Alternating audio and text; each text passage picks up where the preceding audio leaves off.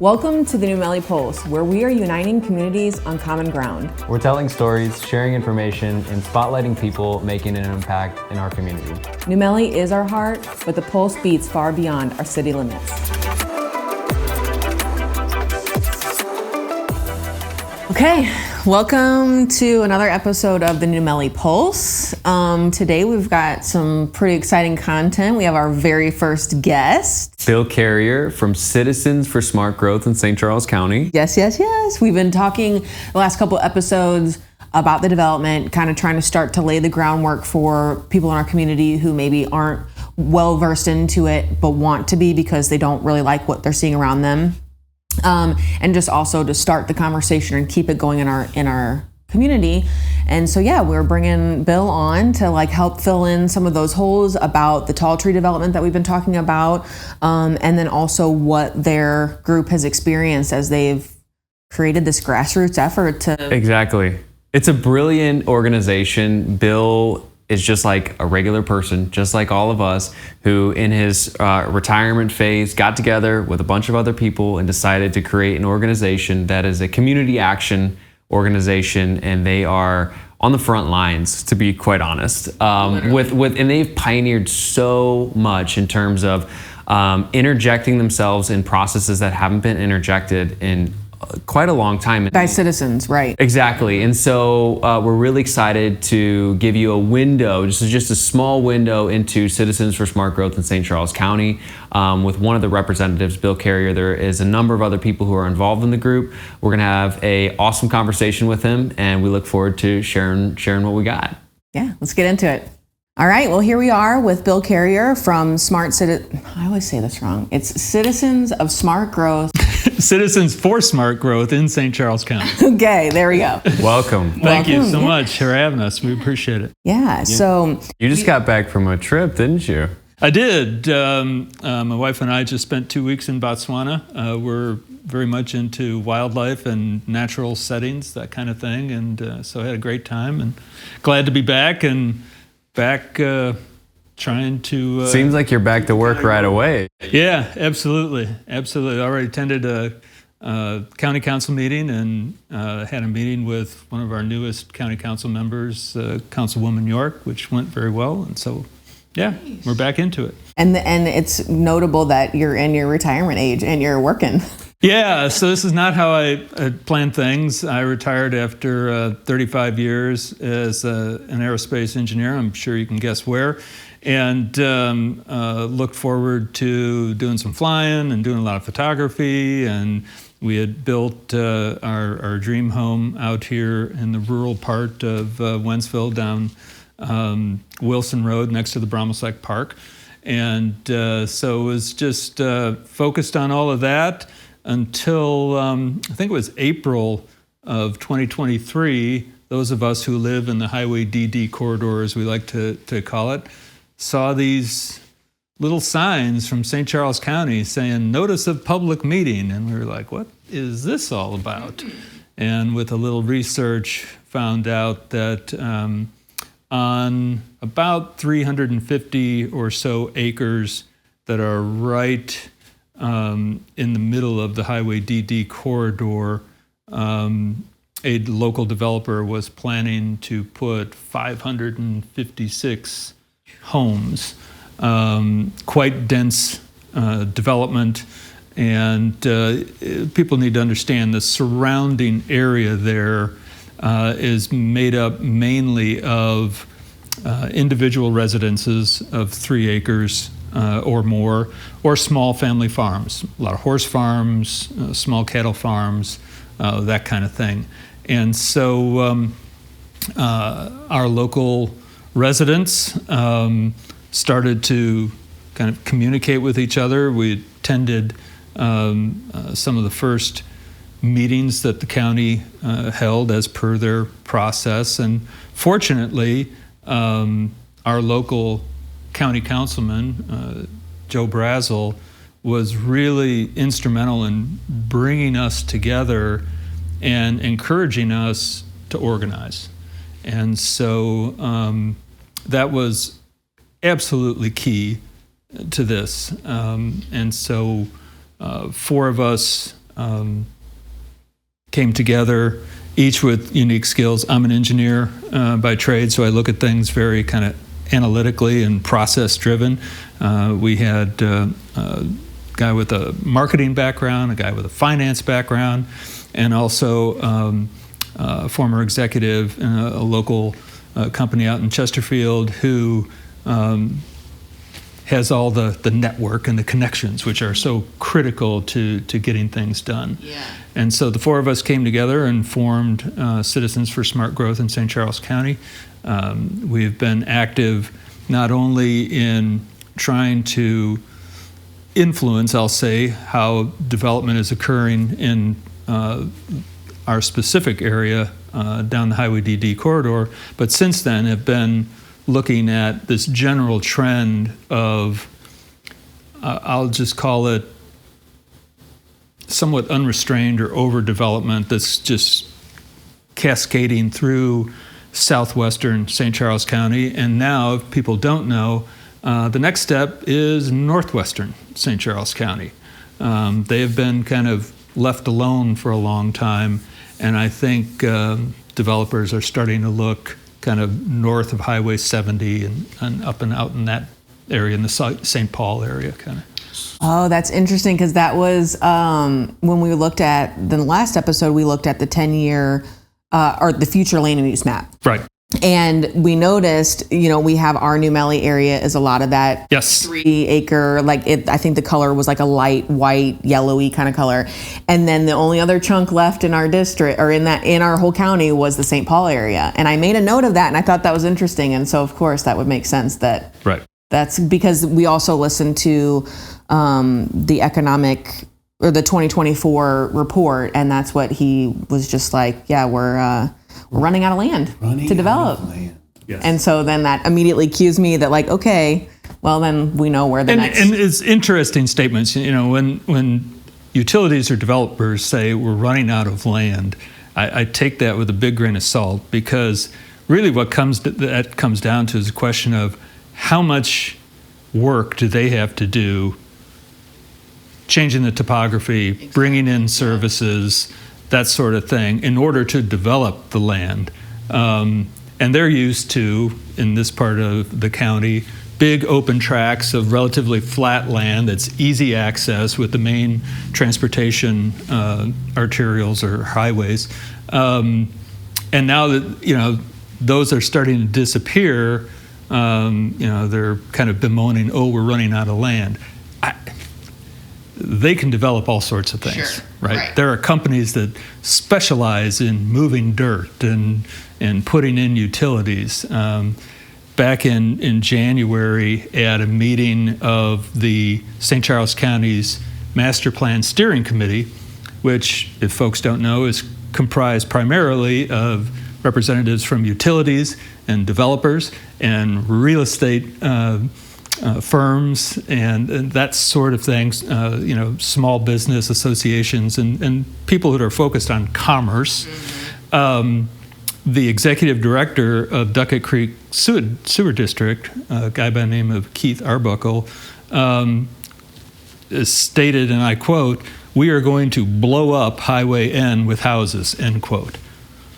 Which, you start to look at statements like that, and somebody like that who has a role in setting the master plan update that's currently in work by the county, and you start to question, well, whose vision for growth and strategic development in the county are we really getting? Mm-hmm. Is it the residents who should have a voice, clearly, but really don't on that steering committee? And it seems to be driven by what I call the development industry. Mm-hmm. And so it's this is why an organization like Citizens for Smart Growth, I think, is necessary in this day and age to try and be a way of pulling together public opinion and public action to demonstrate to our elected officials that, hey, our voices matter too. We get labeled as anti-growth, we get labeled as elitist, we get labeled all sorts of things. When we're really trying to do is work with the elected officials, work with the development industry, if they would agree to that, which they're often reluctant to do, to try and come up with some balance, right? Are we trying to preserve some of the unique characteristics of the county and the local municipalities while we grow? And then that gets down into sometimes a fundamental question of what is growth, right? And how do you measure it? Is it growth for growth's sake, and you really don't care about the lifestyles or the quality of life that go along with that kind of growth, that remain after the developers, say, hey, we sold the last lot, and we pack up our little sales office, and we're on to the next job, and now we're left with an overburdened infrastructure, whether it be roads, whether it be schools, whether it be emergency services. And when you ask county officials or municipal officials about issues like that, they're always like, don't worry, we'll get around to that, we'll fix that later. And when you're sitting in traffic or your kids are having lunch in the hallways, you have to wonder, okay, when are we going to fix this?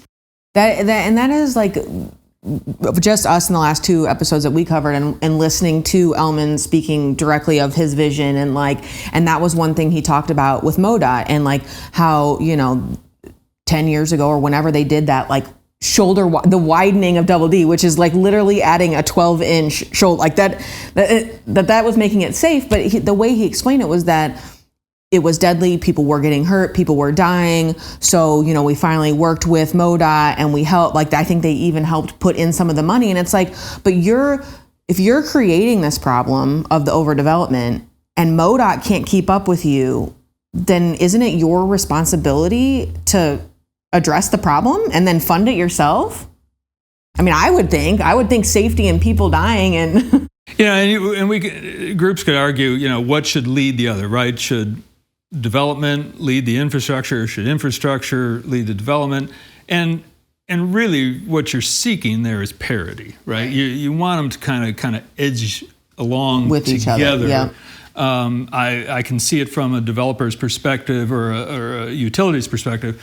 Well, heck, I'm not going to run all this stuff into an area in southwestern St. Charles and hope that development occurs, sure. Right? I get that.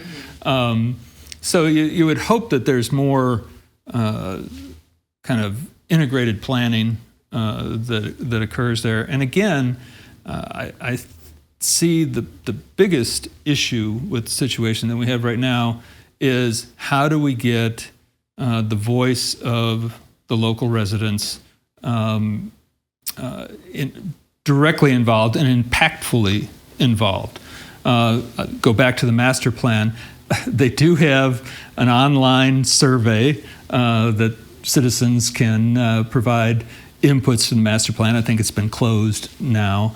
But it was a very interesting survey because all the questions were basically so where do you want all this development to take place?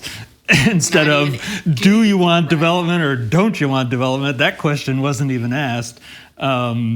It was, how much and where and all this good stuff, And then you could also draw on a map, given your thoughts, should we preserve and where should we go with the direction of the development? And that seemed great, but I have yet to have anybody from either the county directly or the consultant firm that does this for a living that they hired to facilitate the master plan update tell me how were all those survey inputs and all of those map inputs, how will they actually impact the master plan, right? Is it just a report that goes to the steering committee members who, again, are developers and utilities and real estate firms and so on and so forth? Is it just a report that goes to them and say, hey, this is what the public thinks? And they get to decide whether to include it or not? Right. It's a bit of a stretch to think that the public is really having direct impact, not only on the county's master plan update, but it goes with most of the municipalities have one. O'Fallon has, I looked at it from an engineering perspective and kind of an analytical perspective. O'Fallon has a great comprehensive plan when you read it, well thought out, requires financial analyses of new developments and so on and so forth. Looks great. Don't follow it. I was just going to say the financial. So let's talk about that a little bit, because with the tall tree development, it originally started with the county, and then the county did put. I'm trying to remember. The county did push back a little bit in the beginning, and then they split. They, as in, is it the landowner or the developer that split it? Yeah. So give you the chronology. So back in April, the proposal came from a local developer for the 556 homes on 300 and something acres. And we pulled together public participation in that, the meetings, both the Planning and Zoning Commission meeting and the County Council meeting, and were successful in influencing those officials in denying the original proposal. And so per the county's process, if a proposal is denied, if there are no major changes to it, you have to wait a year before you, as an applicant, resubmit. But if there's major changes to it, then you can submit it pretty much right away. Okay. And so about, I want to say 6 to 8 months went by, and we had started to hear through our network that the lead developer had changed, and it was now Lombardo Homes. And we, as Citizens for Smart Growth in St. Charles County, reached out to Lombardo and said, hey, if you're open to it, we'd like to sit down and give you our views. And I will say, to their credit, we sat down with them twice. It was, I think, a polite conversation. They shared with us their strategy that they were now taking the one big development and basically dividing it in two. If folks are familiar where the cricket field is on Highway DD, it's generally the area that they've separated this. And there are two current property owners involved. One has the northern section. There's a family that owns the northern section. Used to be a farm when I've been a resident of St. Charles County since 1985. I moved out to the Highway DD corridor I bought the property in 2010 and moved on to it in 2017. That was still a working farm into the early 2000s. And then the southern section is a kind of a dog training facility called Canine Country. And what Lombardo worked out was, hey, we're gonna split this development into two. And the southern section, which is closer to all you folks that want to preserve the rural nature and everything, we're backing off, and we're not going to develop one little section, and then we're going to put in some 3-acre lots and some acre lots, and ease off a little bit on the density. And we thought that was great, and we came to Lombardo with a set of 7 kind of design features for a development that we thought were important, and I'll just touch on some of those. One was trying to preserve as much of the natural topology as possible. You know, as most people know, developers like to go in and flatten things, and that part of the county is very rolling, and we thought it'd be important to try and preserve that as much as possible. Of course, tree preservation is another. We have minimum lot size that really focused on adhering to the land use on minimum lot size. And there was a series, dark skies compliance, so that we're not dumping a bunch of light into the night sky and things like that. They listened politely. They incorporated a fair amount of it. But the one thing that we could tell was non-negotiable was the number of homes and the density, because that's where they make their money. It's a volume industry, from my estimation. The more you can cram into a given area, the more money you will make. And that goes for the property owners as well. Both of these property owners, the northern and the southern, set pretty high price per acre for their land. I think they saw, it's pretty easy connection to I-64. It is in the middle of a very natural looking area.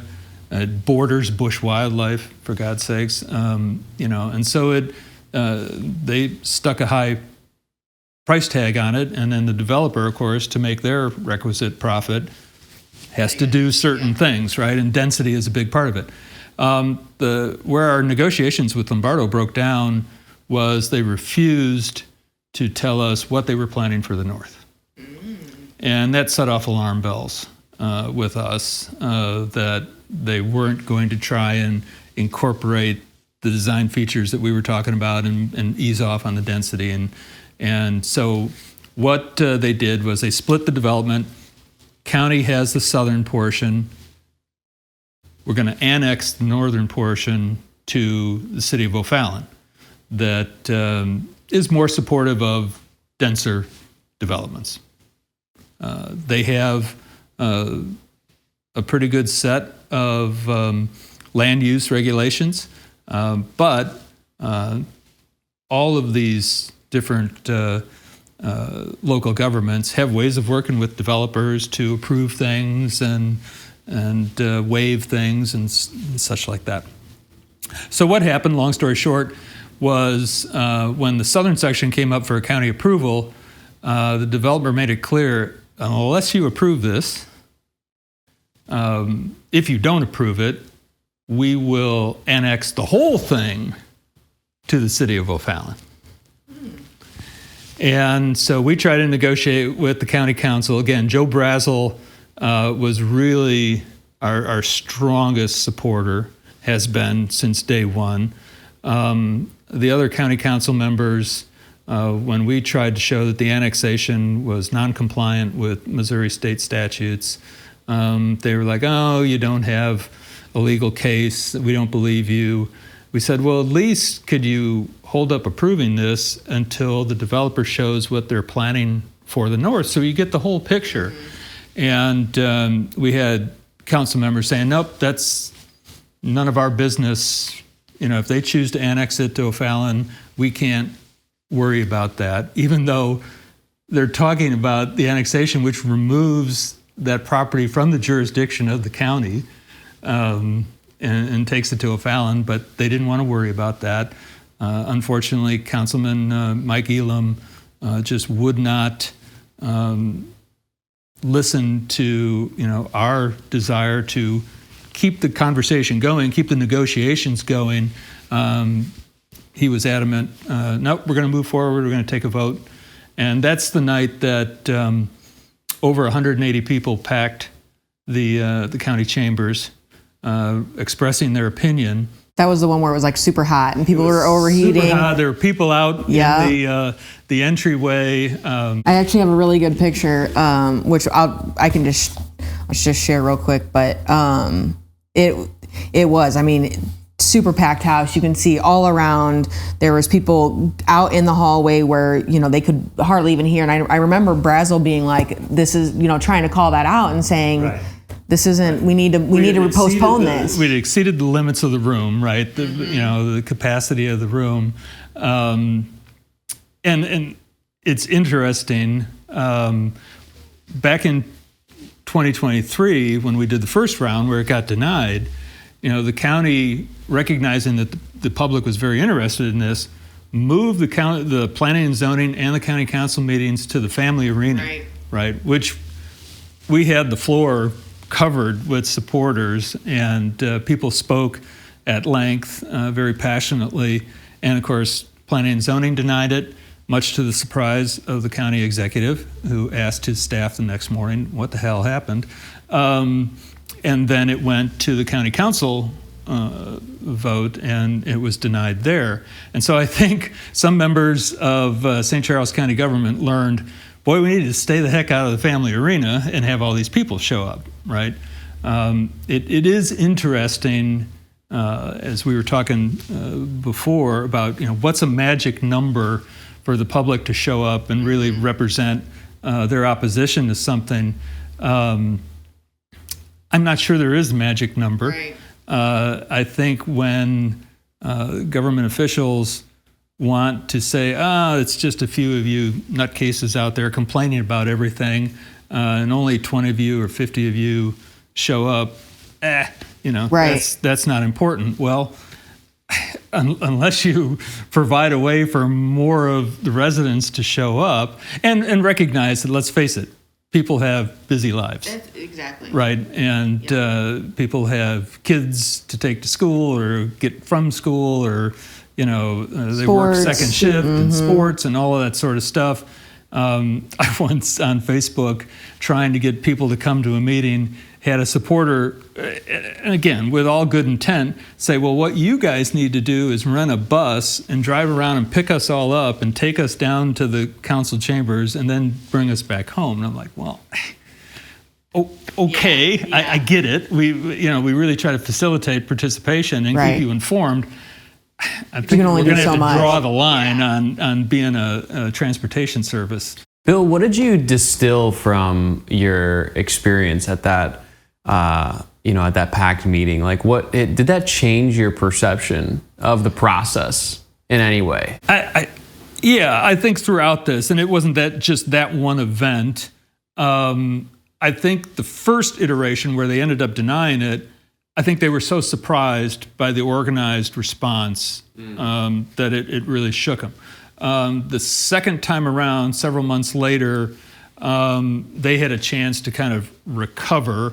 And I think, I'm not sure there was any number of opposition residents that would have kept them from approving it.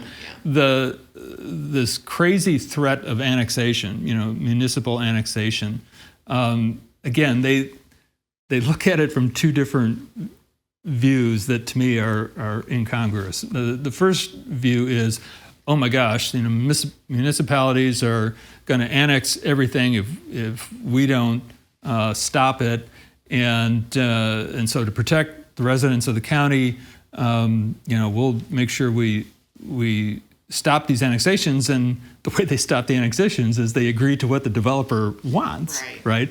And then they said, well, that'll form a block, because when you go to annex into unincorporated county, you have to have what's called contiguity, right?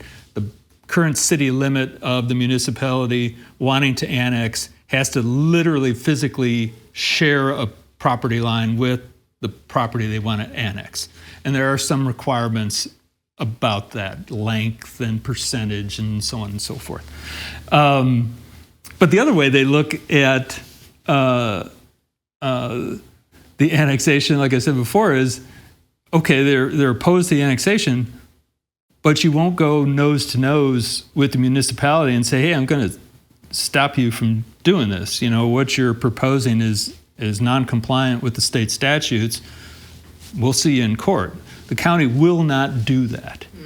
I think they prefer to use the annexation as just a bargaining chip, a way of telling the public, hey, our hands are tied. We got to do this. Right. It's the only way out of this problem. And that's not true. We as an organization now, so what happened in the case? They split it. St. Charles County approved the southern development. The developer, Lombardo Homes, took the northern property to the city of O'Fallon. O'Fallon approved the annexation through what they call a voluntary annexation, where the public is basically not involved at all.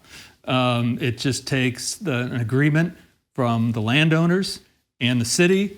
Hey, we want to take this land and annex it into the city. Everybody signs on the dotted line, and they pass a bill, and that's what happened.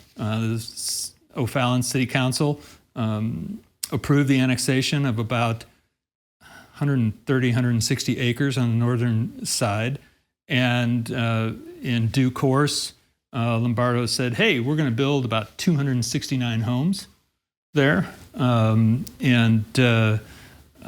which was kind of the original design for that section of the property. And the city council approved it in short order. And so our organization, Citizens for Smart Growth in St. Charles County, identified 2 plaintiffs. You have to have plaintiffs with legal standing. So basically they have to be property owners that share a property line with the property in question. And we found 2 willing to work with us. And we have sued the city of O'Fallon to void that annexation. I won't get into all the details of our legal argument, but basically our position is it's non-compliant with the state statutes regarding annexation. And so that effort is underway. Recently, the city of O'Fallon attempted to get the judge to dismiss the case based on the idea that our plaintiffs didn't have legal standing and that we weren't interpreting the state statutes properly. Fortunately for us, the judge denied that motion to dismiss, and we are now in the evidentiary phase, and we'll go to trial. Wow. So now, if they do like give the judgment in benefit of you guys, right? Does that what then happens? So then, most likely, the developer will approach St. Charles County. Got it. Again, it will remain and it'll switch back. Okay. Right now, you kind of have to redo that part of the process. Right now, if you look at the county's map of the area and what's municipal and what's unincorporated, right now it shows it as O'Fallon. Mm-hmm. It would switch back to unincorporated St. Charles County, and then the developer would have to move through planning and zoning and into the county council. It's interesting in that a couple of months ago, Lombardo Homes approached some members of St. Charles County Council going, hey, this thing has dragged on a long time. You know, it's putting the property owners in a tough position. What if we brought it to you? Would you approve it? Which is an interesting turn of events, to say the least. That is. And fortunately, I think the response from our supporters on the council was, I don't think so, and so it continues. You know, their plan for O'Fallon to be the approving authority is still in place, and our lawsuit is still in place. So, and to kind of go back to one of the things that you said earlier about O'Fallon's general plan, that it seems like they've got a great plan and they're very responsible and having the financial analysis of things. And that was right. One thing I remember at the O'Fallon Planning and Zoning meeting was a few of the members speaking up about how fiscally it was not a winner for O'Fallon. They were going to lose money. Right. And yet they still approved it. Do you have any insight on what that whole dynamic is? Because that meeting was very interesting. There was there seems to be a lot of dynamics with the actual council members themselves. Right. I unfortunately, I don't know the personalities on the O'Fallon City Council as well as I think I know them. We just have a more stronger relationship with the St. Charles County Council. But I will say, I reviewed their financial analysis. I actually took the one that they did for the post-family farms development up on Highway N, and I re-engineered their analysis, communicated with their planning and zoning folks to answer some questions on how they calculated various things. And basically what they do is they say, how much tax revenue will this development bring in versus how much infrastructure costs will it require? And then over 1 year, over up to 40 years, is that a positive thing for the city or is that a negative thing for the city? And granted, if you're planning it out over 40 years and it's slightly negative, okay, things change. But anyway, so what I did is I reverse engineered it, developed it to where when I plugged in the post-family farm characteristics, I got easily within 5%, probably within 3%. I got the same numbers as what the county did. So I redid that then for the northern section of what was Tall Tree, is now called the Villages at Bush Wildlife. And, it's a loser, right? Frankly, as was the post-family farms. They were both negative in terms of cash flow over a year and then over 40 years. And again, even if you said, okay, it's within, a few $100,000 or whatever, but these were significant negatives. And so this goes back to your question of the process. And I think, St. Charles County doesn't even do a financial assessment. Oh, wow. At all. Really? At all. At least O'Fallon does. And then, much like all the municipalities and the county, when it comes to, well, does it comply with the master plan or not, then they all get real squishy and subjective and go, kind of, sort of, yeah, it's okay. It's okay. And planning and zoning staff is really good at talking out of both sides of their mouth. Yeah, it doesn't meet the density, but we all know that, our requirements lag housing trends, so it's okay. It's an interesting way of, in one way, checking the boxes on a process, but in the other way, are you really using no kidding, hard facts, hard criteria to say, sorry guys, doesn't work. It doesn't work. If you made a few changes, here's what the changes are, boom, you'd be there. But they prefer, it seems, to have this it's generally compliant, so you're good to go. Well, I have yet in all this process, frankly, to see any of these proposals fail on, nope, it doesn't meet our comprehensive plan or our master plan, so go back and try again. That usually isn't the criteria. Well, and that's the interesting thing too, kind of going back to all of this of like the citizens having a voice and having a say. And we know, living out here and speaking to our neighbors, and we also know from seeing any of the comments on Facebook, why people have moved out here, and that nobody is happy with the traffic burdens that are happening out here. But also, to the same point, we can't go to every meeting and be on top of them for every meeting. So we kind of expect certain things to, like that. If you have a master plan and everybody's in agreement that, okay, this is how we want the county to develop, then as citizens, we're expecting you to follow that process. Otherwise, then we do have to be part of every meeting, and we can't.